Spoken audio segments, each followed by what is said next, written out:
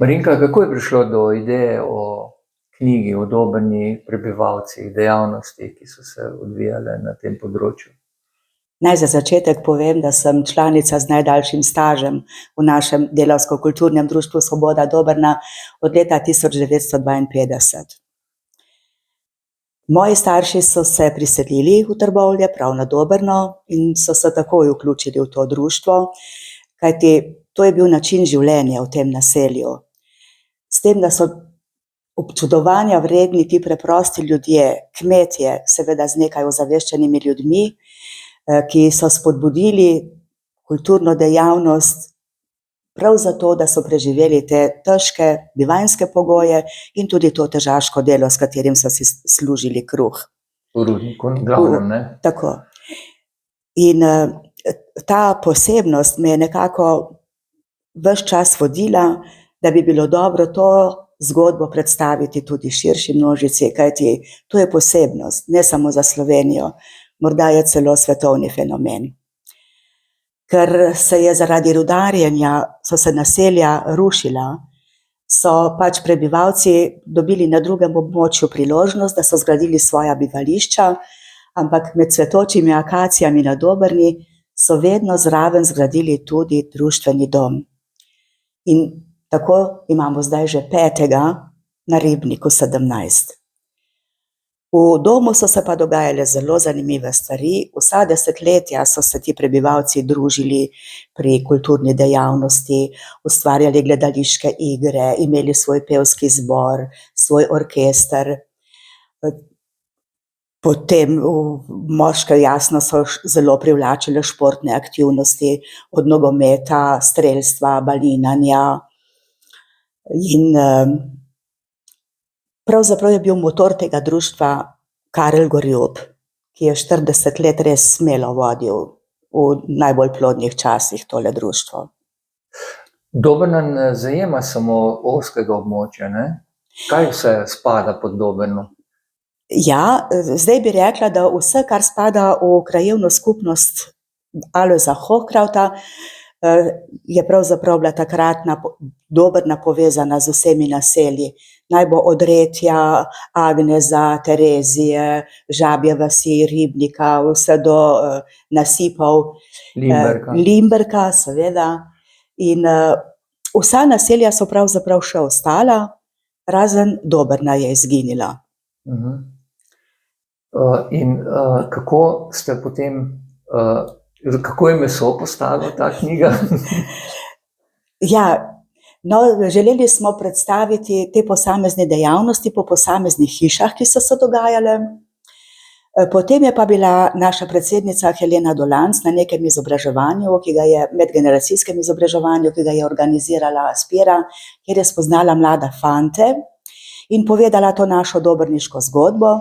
In te fante je začela stvar zanimati, kajti čudili so se, kako so ti prebivalci, preprosti prebivalci res lahko bili tako vztrajni, da so s tako vnemo sodelovali v teh društvih in pač ne samo, da so preživljali prosti čas, prav zaradi tega časa, ki so ga prebili v kulturnem društvu, so zmogli tudi tiste težke pogoje, ki sem prej govorila o njih. No, in stvar se je tako razraščala, da so, ko se je prva hiša, rudniška kantina, podrla, so zgradili začasni lesen provizorij.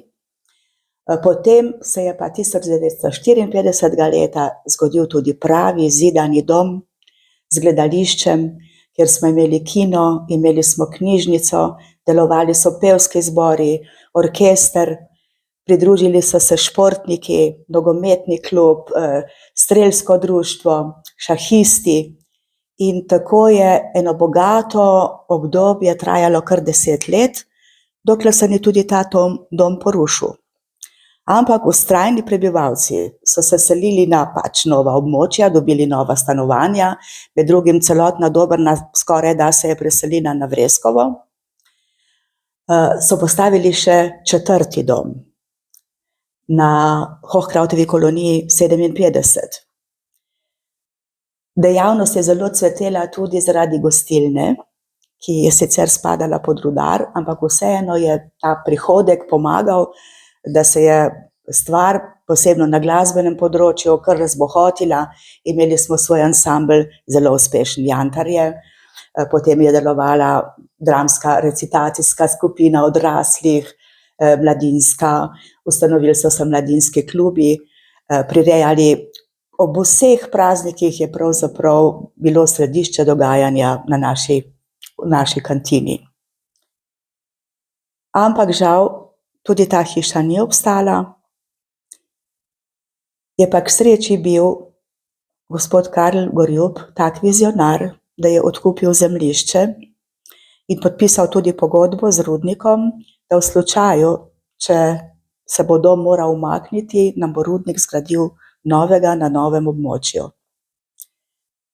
Žal je takrat Gorjup umrl. Direktor rudnika, ki je bil podpisnik, dr. King, je tudi preminil in stvar je kar malo zamrla. Nasledniki so pač dobili odškodnino in so želeli zgraditi dom. Postavljen je, vendar ni dokončan. No, pa si zelo želimo, da bo enkrat zasijal v tisti končni načrtovani podobi. No, bogata zgodovina in res so morali ljudje kar precej vlagati energije, da so preživeli, da je društvo preživelo, ampak v zadnjem času pa spet delujete zelo močno, kaj ne? Ja, mislim, da ta utrip tega komradšafta, če rečem, po trbovsko, se je nekako lezel v vse ljudi in nosimo ga s seboj, kamorkoli gremo. In prav veseli smo, da se je dotaknil tudi teh mladih prostovoljcev, ki so bili pripravljeni to zgodbo obelodaniti, tako da so intervjujali stare Dobrčane še živeče in tudi njihove potomce, ki so bili pripravljeni svoje zgodbe podeliti pač javnosti.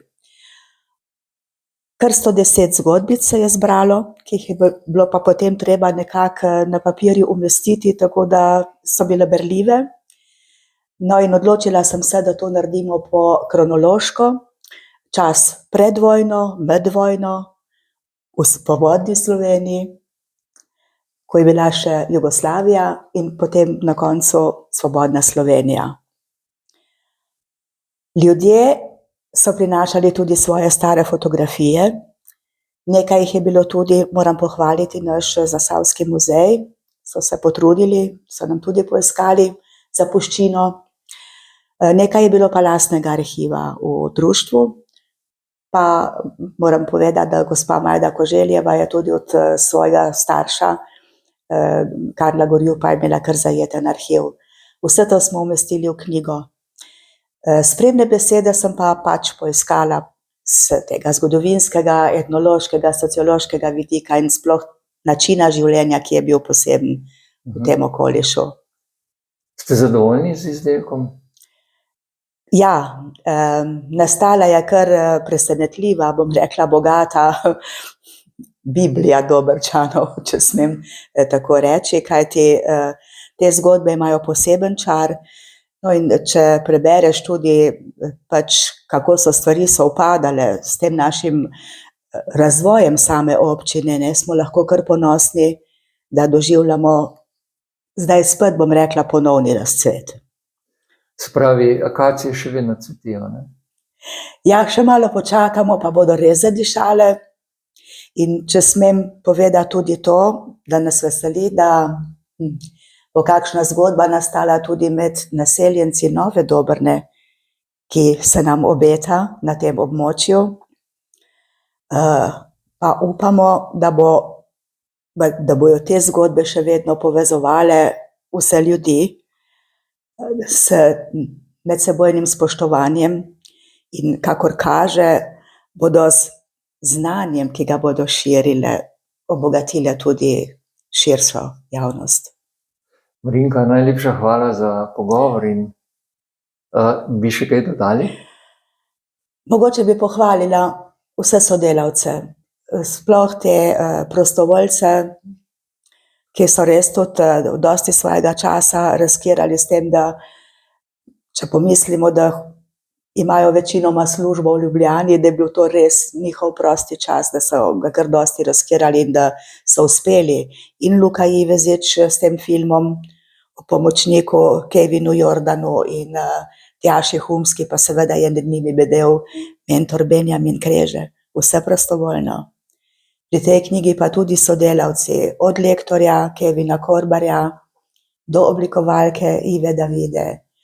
Založba Petka nam je gospa Petra Škarja obilo pripomogla s nasveti svojih izkušenj, pa seveda recenzent Roman Kukovič, ki nam je vedno stal ob strani. Posebna zahvala gre pa tudi občini Trbovlje, ker me veseli, da je z županom tako napredna, da ve in pozna, da je pravzaprav iz ljubiteljske kulture zrasla vsa slovenska kulturna umetnost. Lahko smo ponosni Slovenci. Najlepša hvala in veliko uspeha še naprej pri delu društva. Hvala.